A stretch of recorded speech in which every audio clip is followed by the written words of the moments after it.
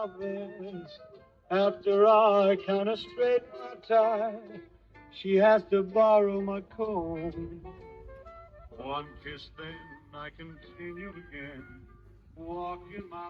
Good morning, everybody. It's been a bit of time since I last done a clip like this, but I want to just take you through a day in the life of our air show. It's a new job for us this year, and yeah, let's see what we can do. As you can see, just behind me over there, lovely vintage World War II plane. So let's go and have a look a little bit closer. So we're going to start today with the Spitfire Lounge. So there's no public in at the moment, so it gives us a good chance to look around the site itself. And we're just going to go over here and have a look at this wonderful machine. So this is, from what I've been told by the experts, obviously I'm not a pilot, so this is an exact plane that you would have seen on the American aircraft carriers, and it's exactly the same type of bombing planes that they would have had on the movie Midway, which would have launched to do the attacks as a retaliation to Pearl Harbor. So it's pretty amazing to be quite this close to what we've got here. This is Cozy Rosie. Don't believe it flies today, although she can be moved. The one that's going to be flying today is the one just over here, and that will be in one of our air shows a little bit later on today. It's a relatively small site, and this is what they call a Spitfire Lounge area, and it's generally an area where all the VIPs and that can come, and that just here is the small veterans tent, and then you've got a few stalls behind the VIP toilets, which are always the important places to go. There we go, Cozy Rosie again. And then, as you can see, just down the line, that's starting to arrive some of the Jeeps that's going to be on display today, which we're going to go and have a closer look at a little bit later. W01, bless all the corporals and their rigging sons, 'cause we're saying goodbye to the home. As back to their billets they crawl. You'll get no promotion this side of the ocean, so cheer up my lads, bless them all.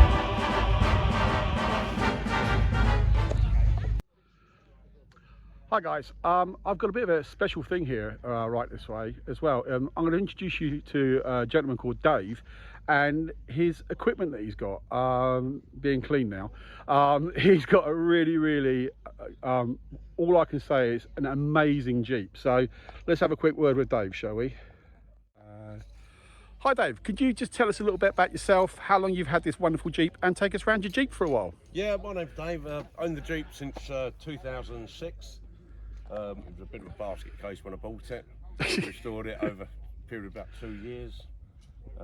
Finished it in 2009, and then we took it to Normandy in 2009. So it's actually been like back to Normandy, or? Yeah, well, it came from France. Right. The guy I bought it from, he bought it from he used to go over and buy Jeeps all the time, and this was one that he was doing. Okay. He actually rebuilt the engine.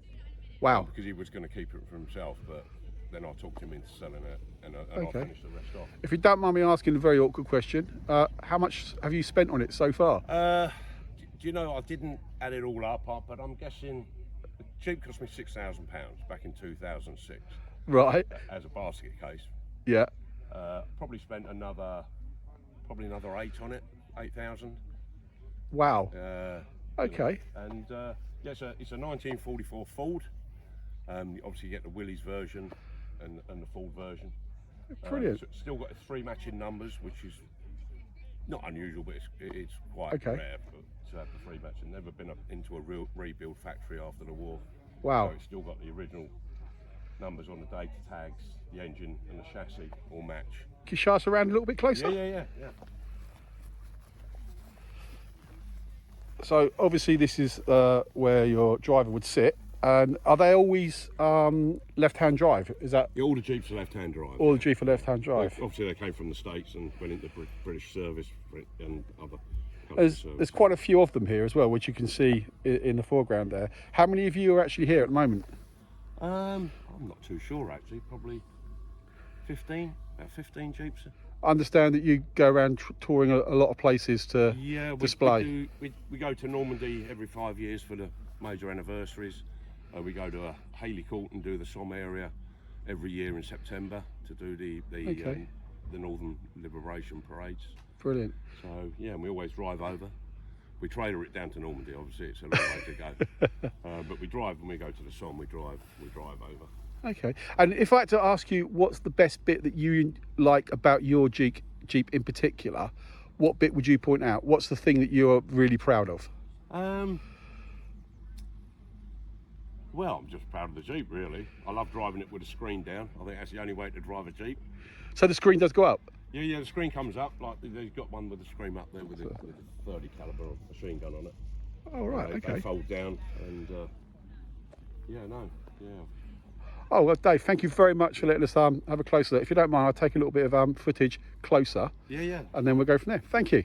No problem. Thank you. I may be right, I may be wrong, but I'm perfectly willing to swear that when you turned and smiled at me, a nightingale sang in Berkeley Square. So guys, I hope you really like that from Dave there on his one little Jeep. But as I have shown you, and as you're about to see, is there's more than one Jeep here. So we're going to have a little bit of a chat with another person who will introduce himself in a while. And we're going to go down the row of a fair few of the Jeeps and unique things about each one. So let's have a look.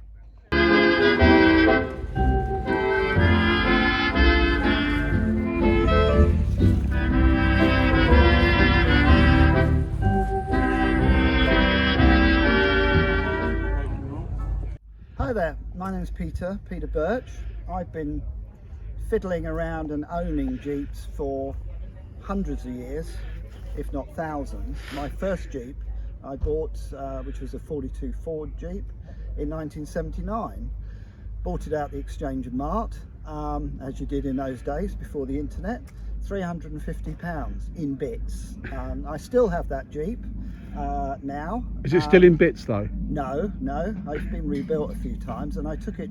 I used to work in Tanzania in the safari industry, and I took it to Tanzania in a container and had it out there, useless out there, really. I mean, corrugated roads, you don't want to drive a Jeep on it. A Range Rover or a Defender's better. So tell us a bit about what we've got here. Then brought it back. Now, here we've got a whole rake of Jeeps. They all look extensively the same, but there are differences. I'm going to start with this one here, because there's obviously a noticeable difference on this one because it has a different grille. This is called a slat grille Jeep. It was one of the first type after the prototypes. Ford, Willis and Bantam brought out prototypes. Bantam came out with the first prototype. A guy called Carl Provost designed it, and he literally designed it on the back of a fag packet, and they put out the first prototype in 40 odd days. The Quartermaster Corps of the US Army tested all the prototypes pretty much to destruction, and picked the best bits from each one, like your engine, your gearbox, and created the Jeep as we know it. It wasn't called a Jeep then, it was called a quarter-ton 4x4 truck. This one is a Willis. It's a pre-standardization one. The first ones have the slat grille, and I'll try and talk over that. Fly with me, let's fly away. Right. Thank you. Sorry about that. This was too complicated and too man-houry to produce, so they went on to the pressed grille, which was much easier to produce. The The difference with this one, compared to the others, if you stand back here with your camera, doesn't have a glove box, whereas the standardised Jeep had a glove box there. Yeah. They didn't have a jerry can holder on the back, and the early ones had Willis stamped into the body, and the Ford version had Ford. Willis produced most of them, but Ford, being a big manufacturer, was brought in because Willis couldn't produce as many as they wanted, so Ford produced them. For collectability, I suppose Second World War ones, the Ford ones are worth more money, but there's not a lot of difference. The main difference with the Ford ones, this is a Ford. All the parts are completely interchangeable. The difference is this chassis cross member here, I don't know if you can see that, is an inverted U section, where on the Willis, which is like this one here, it's a round section, same as the one at the end. That's the main difference. The shock absorber mounts are slightly different there. The Willis version is sort of quite homemade looking, where the Ford version is a nice press stamp thing. The other thing Ford did was literally put a script F on everything.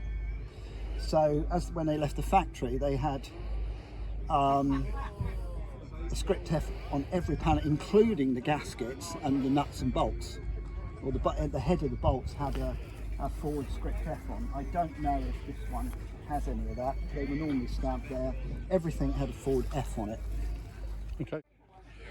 Could you just let us know about some of the weaponry that might have been on these vehicles as well back in the time? There was a myriad of different gun placements on Jeeps, depending on what they were using it for and the needs. You know, necessity is the mother of invention, as we all know. A standard here is, this is a British rifle rack, and this has got a British Lee Enfield rifle, 303 rifle in it. The American version, which is, this is the standard American rifle rack, and they were normally designed, this has got a Lee Enfield in it as well, but they were normally designed for the 30M1 carbine, which is a smaller American 30 caliber semi-automatic rifle or carbine. This is quite an interesting one here. Again, it's a thing that the British did, was mount a Bren gun on it. Bren gun is 303 caliber, so the same as the Enfield. Very accurate, very accurate. This has got a mount here, so the passenger could shoot at the opposing team over there if they were being antisocial.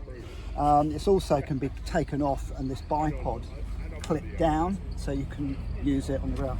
Magazine fed, very accurate, too accurate in some ways for a machine gun, but single shot they were better than a sniper's rifle sometimes. Okay. The American answer to it all, and this is what they call a pedestal mount, is mounted to a piece on the chassis which is reinforced, which came with all the Jeeps, so these could be mounted on anything, on any Jeep. And in this case we have a 30 caliber Browning machine gun. Again, quite quick firing, not as accurate as the Bren, but actually with a machine gun you don't want it to be accurate, you just want to spray bullets out there. They also mounted a 50 caliber, which is half an inch size bullet across, which is much bigger, and they used to use that a lot against aeroplanes and heavier stuff. Okay, thank you very much. Well, that was quite good. Lots of insight there to the trucks, well not trucks but the Jeeps and that are here. So let's have a look around a bit more. So this is the flight line. As you can see, there's a few aircraft in behind me, but there's a nice big aircraft that I want to take you to go and have a look at if we can next. How about you? I love a fire song when a storm is due. I like. It's a real nice warm day here, and as you can see, lots of people got sunshades and that up, so they're all doing the right thing. So although we're a medical company, we do like to make sure that people do the best they possibly can not to have our services. But as you can see, lots and lots of people having a great time here today. So I said that there was one plane here that was quite impressive. Saw it yesterday a couple of times, and I'm going to show you it now. Look at that. And this is the plane that's going to be taken off in a while, and we're potentially going to be seeing it land a few times. And a little bit later on today, it's going to have some parachutists coming out of it as well. So yesterday, 25 jumped out the back then. I got the film footage of that yesterday, so hopefully you're going to get a bit more today. But yeah, isn't she lovely?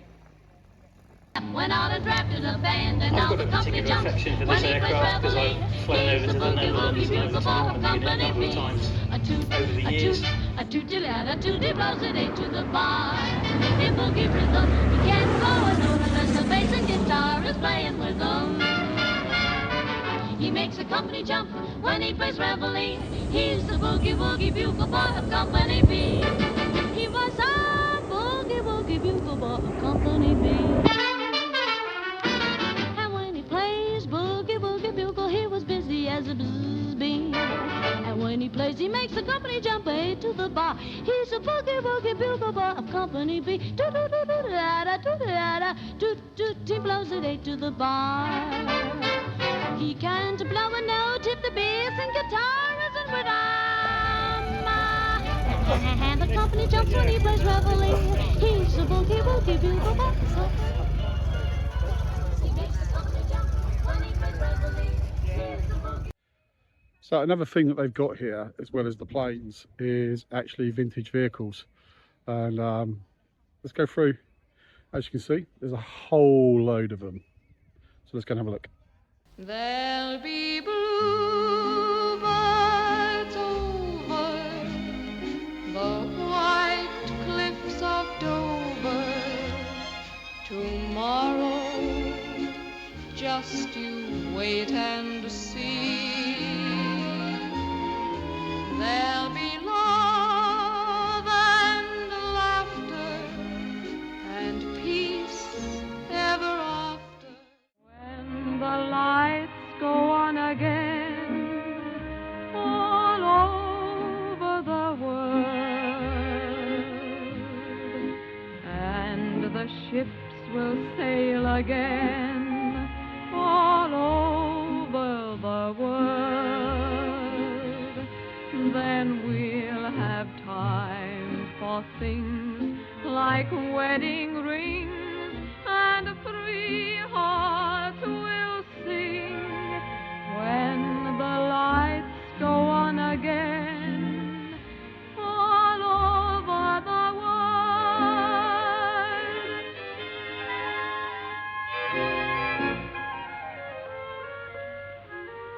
Yours in the gray of December,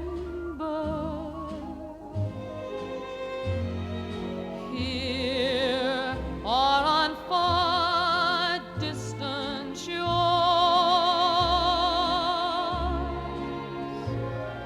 I've never loved anyone the way I love you. How could I, when I was born to be just yours?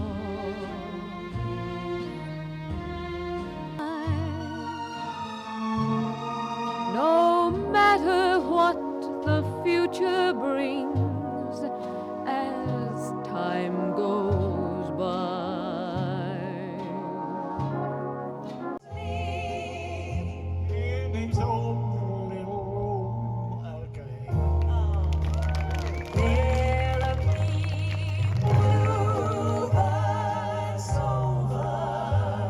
The white cliffs